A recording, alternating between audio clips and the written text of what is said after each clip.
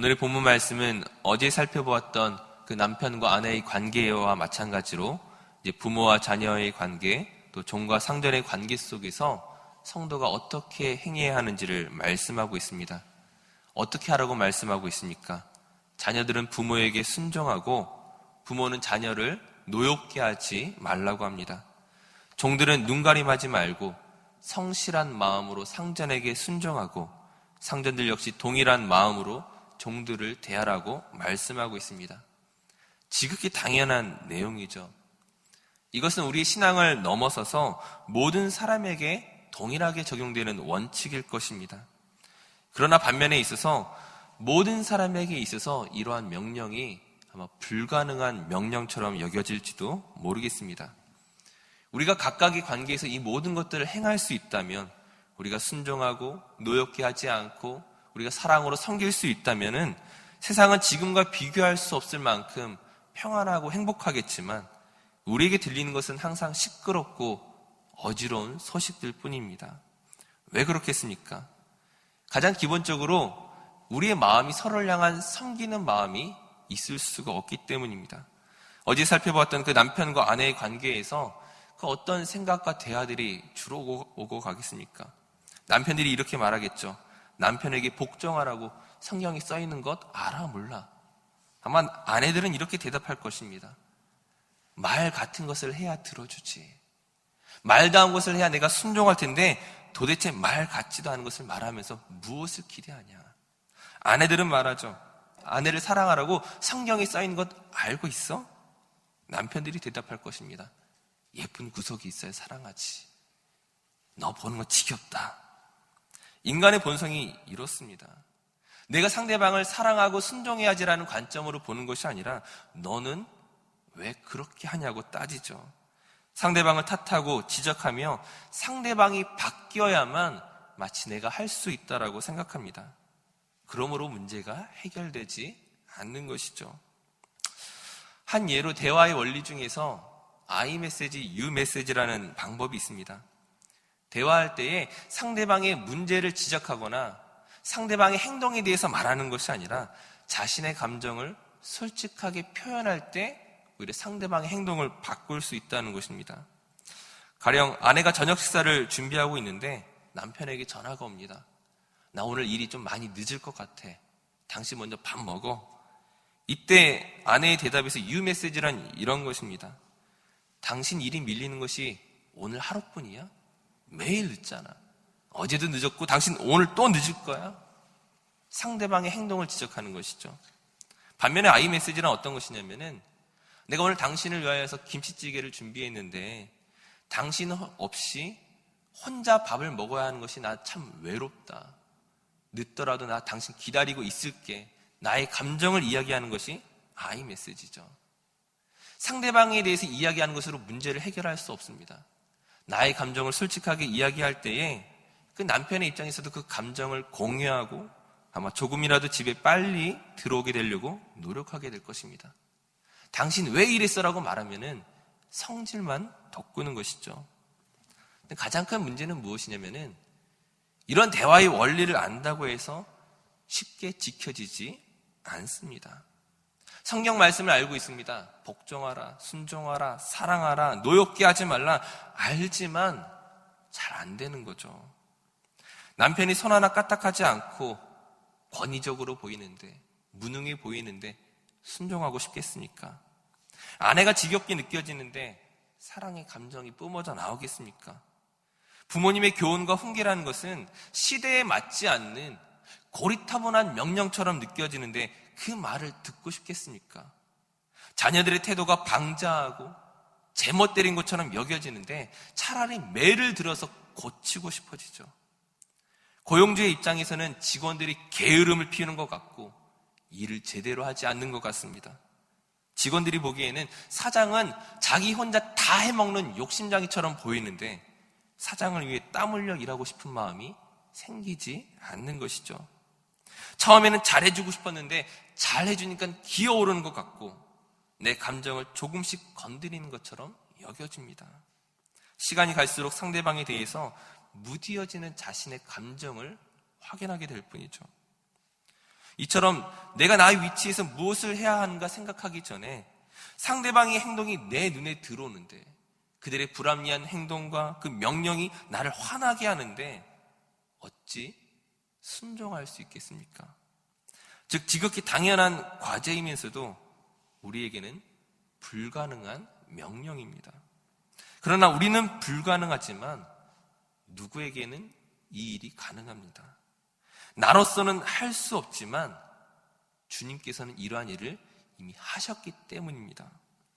오늘 에베소서의 본문은 우리에게 주어진 명령에 앞서서 계속 하나의 단서를 붙이고 있습니다. 어떤 단서입니까?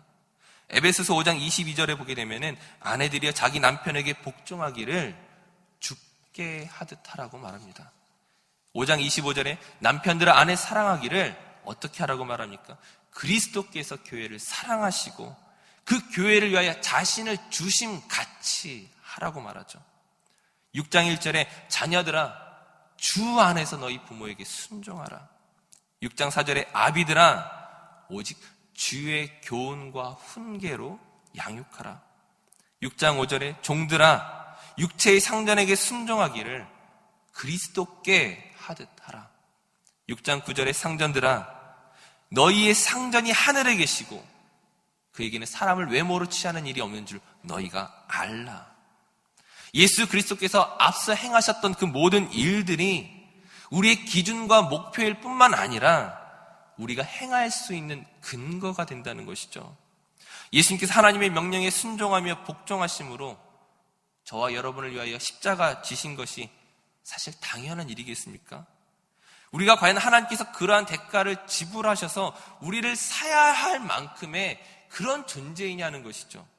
그만한 값어치가 우리에게 있습니까? 하나님께서 다른 사람은 몰라도 나만큼은 구원하셔야 할 만큼 내가 의롭고 괜찮은 사람이겠습니까? 그래서 나를 구원하신 것이 아니란 것이죠. 절대로 그렇지 않습니다. 하나님의 기준으로 보자면 우리는 무능하고 제멋대로입니다. 방자하며 욕심이 많으며 사랑받을 만한 존재가 되지 않죠. 우리 자신을 조건으로 삼는다면 결코 구원받을 만한, 사랑받을 만한, 예수 그리스도께서 나를 위하여 십자가 지셔야 할 만한 존재가 될 수 없습니다. 그럼에도 불구하고 그리스도께서 그런 우리를 먼저 용납하시고 우리의 방자한 태도를 참아내시고 섬겨주시고 사랑해 주십니다. 그리고 그것에 근거하여 우리에게 무엇을 명령하십니까? 요한복음 13장 34절 말씀에 새 계명을 너희에게 주노니 서로 사랑하라. 내가 너희를 사랑한 것 같이 너희도 서로 사랑하라. 주님께서 우리가 사랑받을 만해서 사랑하신 것이 아닌 것처럼 오늘 저와 여러분에게 있어서 그 남편과 아내가, 부모와 자녀가, 또 고용주와 그 직원 사이에서 상대방이 어떠하기 때문이 아니라 그들의 명령이 합리적이기 때문이 아니라 설령 그렇지 않을지라도 예수님 때문에 내가 그들을 사랑하고 섬기고 순종하는 것입니다. 우리의 순종과 섬김과 사랑은 상대방을 보고 하는 것이 아니라 주님을 보고 하는 것이죠. 여러분이 하나님의 사랑을 받은 자로서 예수님을 사랑하십니까? 그 사랑과 섬김을 무엇으로 증명할 수 있겠습니까? 예배를 안 빠지는 것으로 증명하시겠습니까? 11조와 헌금을 드리는 것으로 증명하시겠습니까? 많은 봉사와 일로 그것을 나타내시겠습니까? 그것은 너무나 지극히 당연한 일이고 하나님에 대한 우리의 사랑의 증명은 곧 다른 이들을 향한 사랑의 섬김입니다. 그 사람이 사랑받을 만해서가 아니라 합리적이어서가 아니라 그렇지 않을지라도 우리를 향한 하나님의 사랑의 참다운 반응으로서 그들을 사랑하는 것이죠. 자, 그렇다면 그렇게 사랑하고 순종하고 노엽게 하지 않고 참아내고 그들에게 베풀었더니 어떻게 되겠습니까? 남편이 더 기고만장합니다. 순종했더니 자기가 최고인 줄 알죠. 자녀들이 더 방자해지고 제멋대로 행동할 수도 있습니다. 직원들을 조금 더 풀어주니까 더 무리한 요구만 할 수도 있습니다. 그렇다고 해서 다시금 거꾸로 가겠습니까? 그것은 내가 해야 할 일이 아니라 하나님께서 하실 일입니다. 우리가 할 일은 무엇이냐? 내가 그들을 이기는 자리가 아니라 계속 지는 자리로 들어가는 것이죠. 우리가 할 수 있는 것은 상대방의 영혼을 위하여, 그들의 영혼의 그 살찜을 위하여 눈물을 흘리며 기도하는 것입니다. 내가 바꾸는 것이 아니라, 상대방의 행동을 보고 내가 결정하는 것이 아니라, 오직 하나님께서 그 모든 일들을 하실 수 있도록 우린 하나님의 명령에 순종하며 사랑하고 섬기는 것을 멈춰서는 안 된다는 것이죠. 사랑하는 성도님들, 예수님께서 우리를 위하여 그 먼저 어렵고 힘든 그 길을 걸어가셨습니다. 사랑받을 만한 자격이 안 되는 우리를 위하여 십자가를 지셨습니다. 우리가 그 사랑과 은혜를 받은 자로서 주님의 일에 그 동참하기로 할 때에 주님께서 우리를 외면하시겠습니까? 성령으로 충만케 하시고 성령으로 오늘 우리의 삶을 인도하실 줄로 믿습니다. 바라기는 오늘 우리에게 허락된 여러분의 남편과 아내와 여러분의 자녀와 부모와 그 나의 직원과 나의 사장과 그 사람들을 바꾸는 것에 우리의 관심을 두지 마시고 그것을 조건으로 사랑하고 섬기는 것이 아니라 예수님께서 나를 사랑하신 것과 같이 우리도 서로 사랑하고 섬길 수 있는 믿음의 삶으로 나아가는 오늘 하루가 되시기를 간절히 축원합니다. 기도하겠습니다. 참 사랑의 하나님, 오늘 우리에게 은혜 주시고 자녀 삼아 주신 하나님의 특별한 사랑을 힘입어서 우리가 이 자리까지 나왔습니다. 하나님을 향한 우리의 사랑을 무엇으로 증명하며 무엇으로 나타낼 수 있겠습니까? 주님께서 우리를 사랑하여 주신 것처럼 오늘 우리 이웃을 사랑하며 자녀를 사랑하며 남편을 공경하며 아내를 사랑하며 안아줄 수 있는 믿음을 더하여 주시옵소서. 오늘 우리가 만나는 모든 사람들에게 그리스도의 사랑을 전할 수 있는 은혜를 허락하여 주시옵소서. 감사드리며 예수님의 이름으로 기도드립니다. 아멘. 우리 이어서 기도하실 때 나라와 민족과 교회를 위하여 기도해 주시고 특별히 HSC 수험생들을 위하여서 많은 기도를 부탁드리겠습니다. 우리 주기도문으로 예배를 마칩니다.